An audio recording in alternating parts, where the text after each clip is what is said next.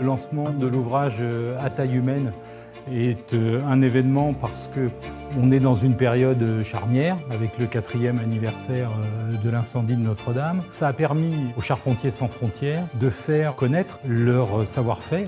Alors, le livre à taille humaine retrace les expériences qu'on a pu faire en amont du chantier de Notre-Dame pour montrer que ces techniques de bois vert, de taille à la main, elles étaient réalistes, elles étaient à portée de main. C'est un beau symbole, après 30 ans de collaboration entre différentes nationalités, de se retrouver autour d'un projet comme celui de Notre-Dame. C'est une occurrence extraordinaire.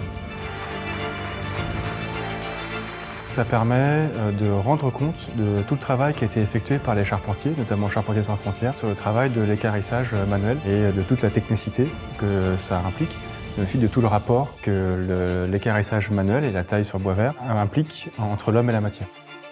Ces techniques étaient quasiment tombées dans l'oubli il y a une trentaine d'années. Charpentiers sans frontières a réalisé un travail de fond extrêmement important pour faire des formations autour de ces méthodes de travail et de taille de la charpente et ramener ce savoir-faire.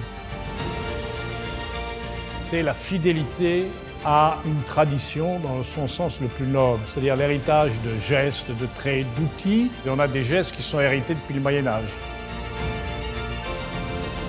L'ouvrage a une portée très particulière puisqu'il a été écrit à plusieurs mains et à ma connaissance, c'est sans doute le premier ouvrage qui parle vraiment des charpentes avec cette vision du charpentier, de l'architecte, du maître d'ouvrage.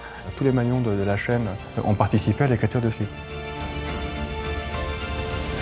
L'objectif de cette publication, c'est de rendre hommage à cette expérience qui est tout à fait fantastique. Et puis, cette passion du patrimoine, elle est portée par ses valeurs. Le patrimoine nous a été transmis et on doit le transmettre. C'est une responsabilité.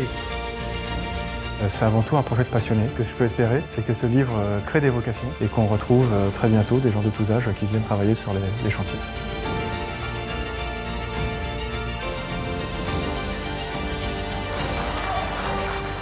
C'est un hommage aux générations qui nous ont précédés. Ce qui n'est pas beau, ce qui n'est pas vrai, ce qui n'est pas juste ne traverse pas les siècles.